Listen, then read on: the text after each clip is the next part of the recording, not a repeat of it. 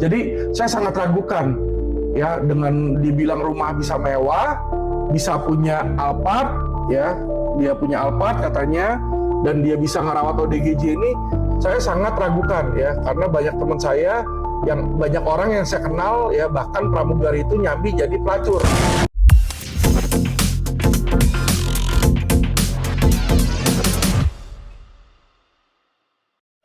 Media YouTube Quotient TV yang diucapkan oleh Bapak Alvin Lim di detik ke-12, di menit ke-12 detik 50 sampai dengan menit ke-13 detik ke-10 menyatakan pramugari menyambi sebagai PLCR. Dengan ini kami memberikan somasi kepada Bapak Alvin Lim yang sudah kami kirim per hari ini. Kemudian kami akan membacakan somasinya, akan dilakukan oleh rekan saya, Ibu Adlina. Baik, somasi akan saya bacakan kepada pemilik akun Quotient TV dan Bapak Alvin Lim. Kami, keluarga besar pramugari Indonesia, dengan ini menyatakan bahwa pramugari sangat dirugikan dan dilecehkan profesi pekerjaannya dengan video yang diunggah oleh akun YouTube Quotient TV pada menit 12 detik 50 sampai 13 detik 50 menit. Dengan konten yang disampaikan oleh Pak Alvin Lim bahwa pramugari menyambi sebagai PLCR. Kami, keluarga besar pramugari Indonesia, dengan ini meminta kepada saudari Alvin Lim dan pemilik akun YouTube Quotient TV untuk segera meminta maaf kepada seluruh pramugari dengan permintaan maaf terbuka minimal di 5 media nasional dan menghapus video yang melecehkan pekerjaan pramugari dalam waktu 2 kali 24 jam mulai dari hari ini. Mau pramugari kayak siapa kayak laporin polisi, silakan lapor. Silakan lapor. Gua kagak peduli. Ya. Gue gak merasa mencemarkan, melecehkan pramugari kok, ya kan? Karena kenapa? Hanya orang tolol yang mendengar perkataan gue dan merasa tersinggung, ya kan? Karena gue gak bicara tentang mereka, gue bicara tentang oknum, gue bicara beberapa orang yang gue kenal, ya kan? Pertanyaannya mereka gue kenal gak? Kan kagak. Ya udah, berarti lu gak termasuk di situ, gitu loh, ya. Tapi kalau lu mau lapor, silakan lapor, ya kan? Lu yang repot nanti 1, 2 bulan, 3 bulan, 4 bulan untuk naikin itu LP. Ketika gue dipanggil, sekali gue dipanggil juga itu stop. Ngerti ya? Gitu ya. Gue gak takut. Karena kenapa? Gue gak salah dan gue tahu apa yang gue katakan dan gue tahu apa yang gue lakukan itu benar. Oke? Dan gue yakin netizen-netizen cerdas juga bakal tahu itu, ya kan? Alvin gak takut hal kayak begituan. Kalau dari sudut pandang saya, ya kalau memang itu benar, saya jujur saja, saya belum lihat secara lengkap.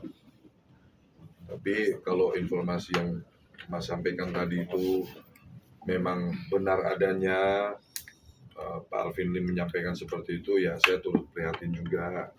Harusnya kita bisa sama-sama menghormati, ya kan, setiap profesi mulia yang ada di sekitar kita. Tapi ya saya kira Pak Alvin Lim adalah orang yang cukup bijak, ya. Mungkin nanti juga ketika ada keberatan ataupun teguran dari pihak-pihak yang merasa keberatan dengan statement beliau, ya saya sih menyarankan untuk menempuh opsi tabayun untuk bisa dibicarakan dulu sebelum ke langkah-langkah ini. Tapi kembali lagi, kita dalam bernegara yang diatur oleh tatanan hukum ini kan, kita tidak bisa melarang orang untuk melaporkan atau mendapatkan hak hukum. Ya, tanggapan saya sih sederhana. Kalau memang pihak-pihak tersebut merasa terluka, ya mungkin sudah disampaikan teguran, tidak ada respon, yaitu hak hukum orang. Sah-sah saja kalau memang mau ada melakukan langkah-langkah atau upaya-upaya, karena memang itu tugasnya kepolisian untuk bagaimana melindungi, melayani, dan mengayomi masyarakat. Jadi itu juga nggak boleh juga melarang atau menahan orang untuk mau melaporkan seseorang.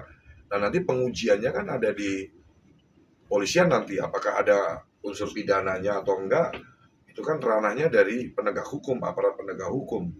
Ya, tapi kalau memang beneran ada statement seperti itu, ya saya kira saya juga perlu menyampaikan ke Pak Alvin Lim, ada baiknya untuk kita menahan diri dan bisa menyampaikan secara baik ke masyarakat, mungkin kekhilafan ucapan yang sudah terjadi, dan bisa memberikan statement permintaan maaf, karena ini sebetulnya permintaan maaf itu bukan buat diri kita, tapi sebagai sosok orang yang dikenal banyak masyarakat ini, ketika kita hilaf, ketika kita melakukan kesalahan, kita berani meminta maaf di depan publik kepada masyarakat. Ini sebetulnya adalah bentuk nyata sifat kesatria dan bentuk nyata mengedukasi ke generasi kita semuanya. Maaf itu bukan tindakan yang terhina. Maaf itu bukan sesuatu yang tidak baik. Justru insya Allah ini akan menaikkan derajat seseorang ketika dia berani menyampaikan permintaan maaf. Ini tidak ada keberpihakan dari sisi Agus maupun Novi. Ya, dua-duanya ini orang baik. Agus pun orang baik, Novi orang baik. Ya. Cuman kalau saya nilai dalam kejadian-kejadian yang terjadi sampai kita harus mengikuti drama ini sampai berlarut-larut seperti ini, ya saya kira perlu masing-masing pihak untuk bisa menarik nafas dalam-dalam, mengingat, melihat, dan merefleksi diri untuk bagaimana bisa menyelesaikan segala perkara ini. Coba dengan komunikasi dulu yang lebih baik lah, coba ketemu dulu gitu. Karena kalau jujur teman-teman, saya tuh bukannya nggak ngapa-ngapain, saya pun sudah beberapa kali kan menawarkan opsi-opsi supaya bisa pihak-pihak ini kondusif gitu kan.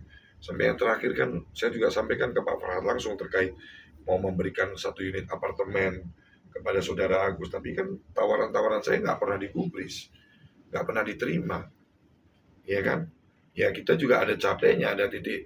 Oke, saya tuh tujuannya satu, bukan untuk pansos, saya udah terkenal kok, saya udah banyak followers, jauh sebelum kasus ini pun saya udah dikenal masyarakat gitu loh. Nggak ada saya mau niat, cuman saya melihat ini sebetulnya dua orang ini adalah orang baik yang insya Allah kalau akan lebih baik kalau bisa menemukan jalan keluar terbaik. Kan sampai Pak Yusuf Hamka kemarin juga sampai mendamaikan dulu dari pihak Densu dan Pak Farhad.